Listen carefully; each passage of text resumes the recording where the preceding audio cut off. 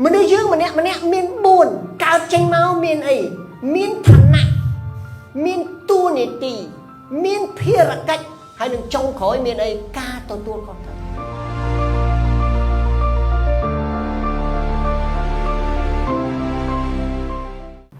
បាទខណៈស្ដាប់បងអូនស្រីនិយាយមានន័យថាបុគ្គលិករបស់បងអូនមានន័យថាមានសមត្ថភាពតែមិនត្រឹមត្រូវទេហើយបើគាត់ធ្វើមិនត្រឹមត្រូវ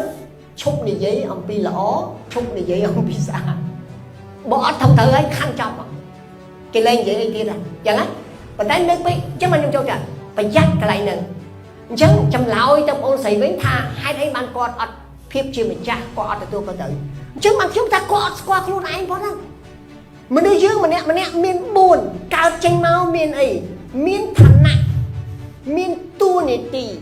មានភារកិច្ចហើយនឹងចុងក្រោយមានអីការទទួលខុសត្រូវអញ្ចឹងបើស្ដាប់អូនស្រីនិយាយបុគ្គលិកអូនអត់ទាំងទទួលខុសត្រូវផងអញ្ចឹងកន្លែងហ្នឹងដែលខ្ញុំសួរថាស្គាល់ខ្លួនឯងមិនស្គាល់ខ្ញុំនិយាយហ្នឹងហើយស្គាល់4ហ្នឹងថាខ្ញុំមានតួនាទីអី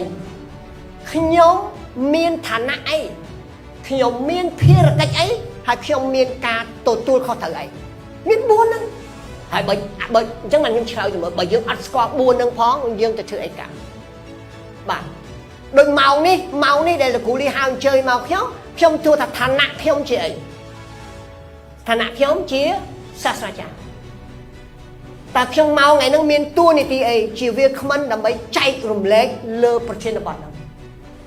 អញ្ចឹងខ្ញុំមានភារកិច្ចអីភារកិច្ចគឺនិយាយឲ្យគេស្ដាប់ដើម្បីឲ្យគេចេះឲ្យគេយល់ឲ្យគេយកទៅធ្វើបានការទទួលខុសត្រូវខ្ញុំគឺអីការទទួលខុសខ្ញុំនិយាយកុំឲ្យខុសបើមិនចេះកុំនិយាយបើខ្ញុំនិយាយខុសមួយម៉ាត់ថ្ងៃហ្នឹងមិនមែន50នាក់100នាក់អាចខុស